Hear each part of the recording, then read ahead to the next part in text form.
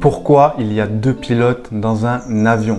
Bonjour tout le monde, je suis ravi de vous retrouver dans cette nouvelle vidéo. J'espère que tout va bien pour vous, que vos vols se passent bien et surtout que l'aviation vous fait toujours autant kiffer, vibrer, donner le nom, le mot que vous voulez, peu importe, c'est ça le plus important.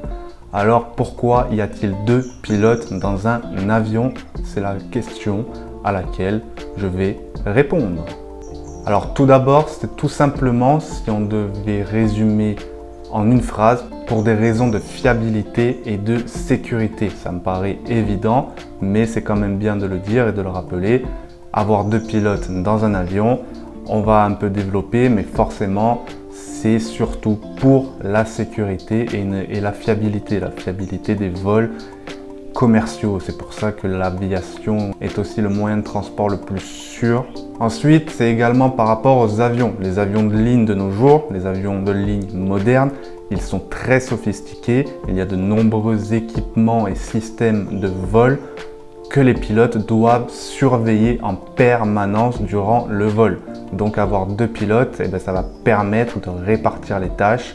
L'un va surveiller tel instrument, l'autre va s'occuper par exemple du pilotage, de la direction de l'avion, de son altitude, etc. Donc ça permet de justement surveiller tous ces équipements et ces instruments de vol qui sont de plus en plus sophistiqués et qui demandent justement un contrôle continu durant tout le vol. Ça demande une gestion, on va dire, active. Ensuite, ça va également permettre de partager les tâches de travail. Et en partageant les tâches de travail, ça va réduire la fatigue du pilote et également ça va réduire le stress parce qu'il y a énormément de choses à faire dans un cockpit, dans un avion de ligne, même si tout est automatisé. Comme je l'ai dit, il faut avoir une gestion active de tous ces instruments et de tous ces équipements. Donc avoir deux pilotes, ça va permettre justement de répartir tout ça et également de réduire le stress parce que forcément ça engendre quand même du stress tout ça pour des raisons de sécurité. Voilà, il y a de la pression et tout ça et tout ça. Ça va également permettre qu'il y ait deux pilotes de pouvoir prendre des pauses. Même si maintenant il faut toujours qu'il y ait deux personnes dans un cockpit durant tout le vol. On rappelle pourquoi. Ce qui peut arriver, malheureusement, comme ça a été le cas pour le crash de la Germanwings. Mais sur les vols long courriers, souvent il y a des équipages, des pilotes de remplacement en plus de l'équipage de base.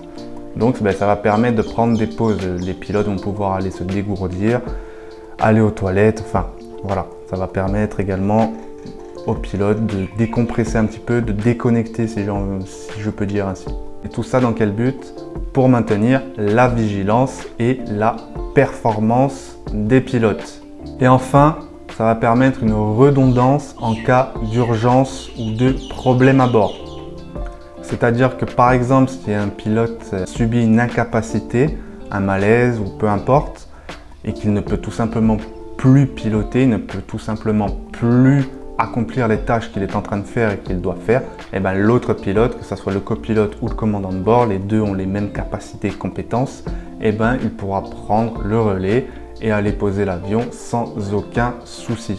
Voilà, c'est la fin de cette vidéo. N'hésite pas à dire en commentaire si d'autres idées vous te viennent en tête. Au contraire, il n'y a pas de souci, le partage, c'est ça qui est important. N'oubliez pas de vous abonner, d'activer la cloche et de mettre un like. Vous trouverez aussi en lien dans la description notre boutique en ligne pour du shopping aérien. Vous retrouverez des centaines de produits spécialement pour tous les passionnés d'aviation, que vous soyez pilote ou non. Sur ce, moi je vous dis à bientôt dans une nouvelle vidéo. Ciao, ciao!